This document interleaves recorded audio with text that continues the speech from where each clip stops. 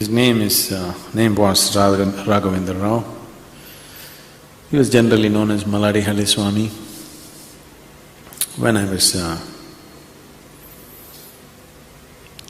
was very young, when I was a little boy, he used to come to my grandfather's place. My grandfather was one of the patrons for him. He was constantly traveling, spreading yoga and things like that. He was also a very wonderful Ayurvedic doctor. He was one of the few Nadi Vaidyas, that is by feeling the pulse, they can tell you, they can diagnose you.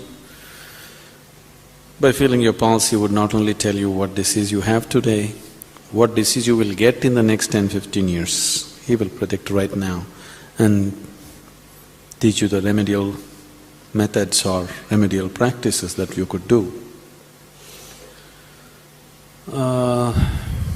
When I first met him, he was about 81, 82 years of age. And I was just 9 or 10 years of age. I was made that way at that time. I could just climb anything.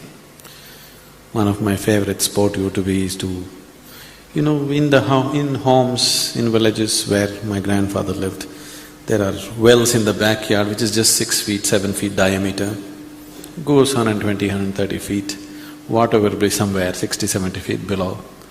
So one of the favorite sport is to jump into this. If you make one mistake, you will hit the rock and that'll be the end of you.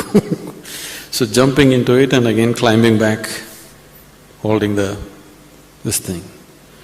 And this 81-year-old man could do better than me. None of the kids could climb like me, but I found this 81-year-old man would climb faster than me. So that is what I wanted to know, how? And he said, you come and do yoga with me. So that is the thing that set me off initially to go to him and learn simple practices of yoga. He was physically quite an incredible man. Later when I went there after a few years, I had already put in about 5-6 years of gymnasium and I was all muscle. He was by then probably 84, 85 years of age. There were other boys who were much stronger than me. If we entered the wrestling ring with him, we always entered 3 against him. 3 of us against a 85-year-old man, all of us are young and fit. We put in a lot of work on the gymnasium. But within seconds, he would have all 3 of us pinned down. Never once we lasted a minute with him. He lived physically quite an incredible life. He was one yogi who was not afraid of money. If you go into his ashram, everywhere the signboards are, if you want to give me anything, give me money. Because those days he had over 3,500 destitute children with him. You have 1 or 2 and you see how hard you work. When you have 3,500, he was working very hard and he wanted money all the time.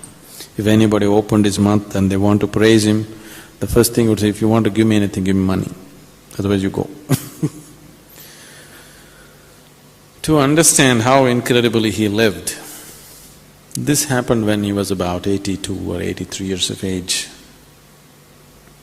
Wherever he is, he will travel six days in a week, he travels out, giving yoga lectures, demonstrations and other kinds of promoting his books and whatever. One day in a week he sits as an Ayurvedic doctor. Monday mornings he always sits as a doctor.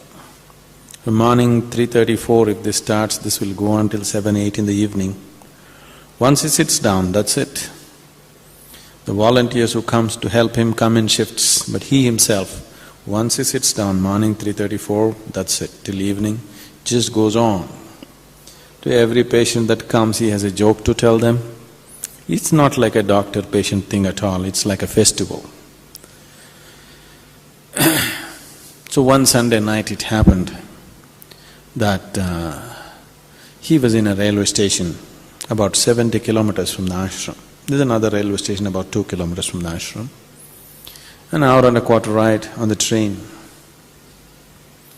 Those who were, George Fernandez days when he was the union person, anytime they would strike work. So, railway struck work. Suddenly all trains were cancelled. So there was no other means of transport. Late night he went there with 2 companions in the railway station. His commitment to his work was such, it doesn't matter what, he has to fulfill it.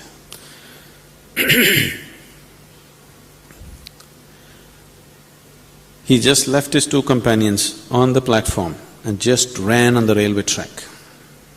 70 kilometers. Overnight he ran.